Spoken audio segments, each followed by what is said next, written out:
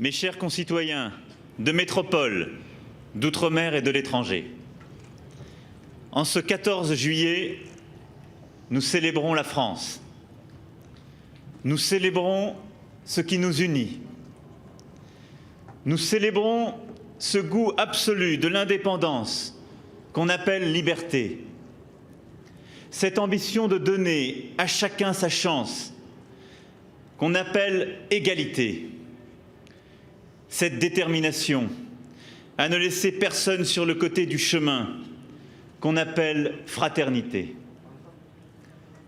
L'énergie du peuple français, la volonté du peuple français ont écrit notre histoire. L'histoire de la France ne commence pas le 14 juillet 1789, mais ce jour-là, le peuple a montré quels idéaux il voulait suivre.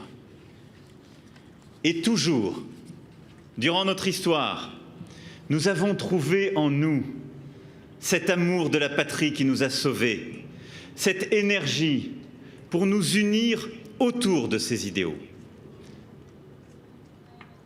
Nous avons trouvé aussi des alliés sûrs, des amis qui sont venus à notre secours. Les États-Unis d'Amérique sont de ceux-ci. C'est pourquoi rien ne nous séparera jamais. La présence aujourd'hui à mes côtés du président des États-Unis, M. Donald Trump, et de son épouse, est le signe d'une amitié qui traverse les temps. Et je veux ici les remercier. Remercier les États-Unis d'Amérique pour le choix fait il y a 100 ans.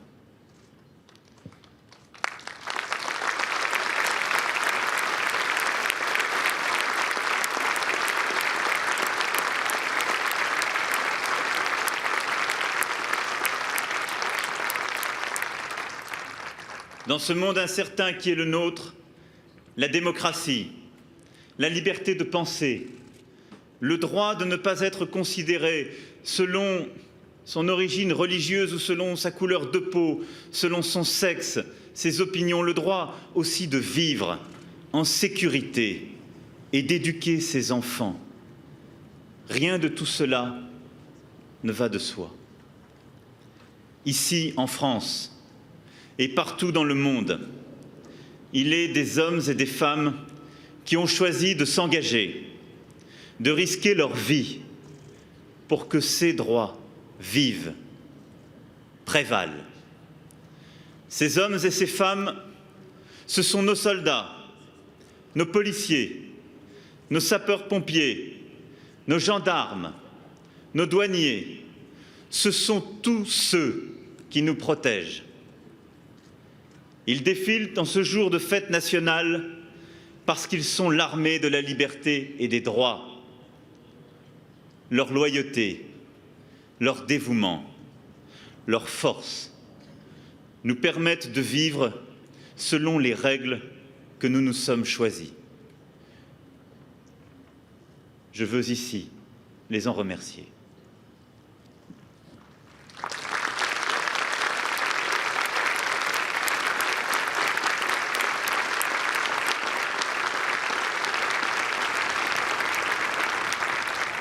La nation tout entière vous en remercie et je sais que c'est le prix du sang qui est parfois payé.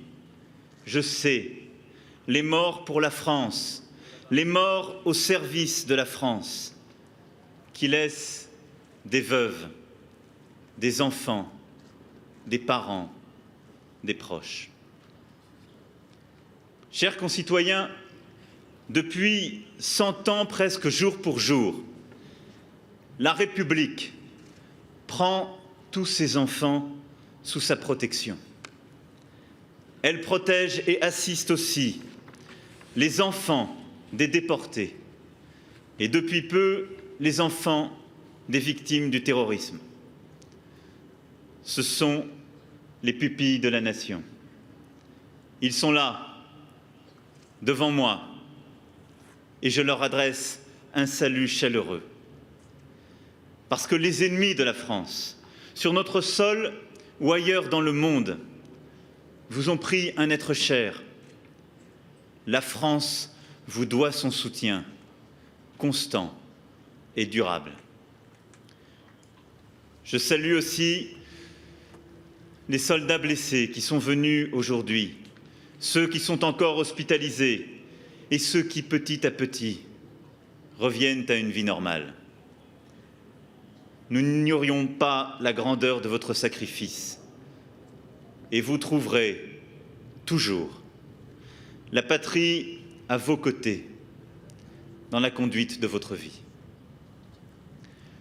En ce jour de fête nationale, notre devoir est de ne jamais oublier le prix que nous avons payé pour conquérir nos droits, le prix que nous sommes prêts à payer pour les défendre, car ce sont eux qui nous unissent, qui font la France et qui font que la France est aujourd'hui ce qu'elle est.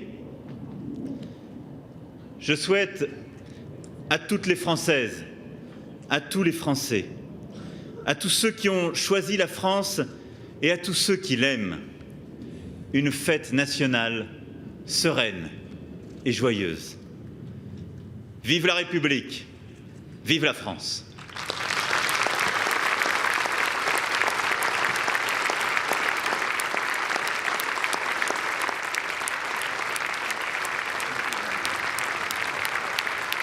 Agité.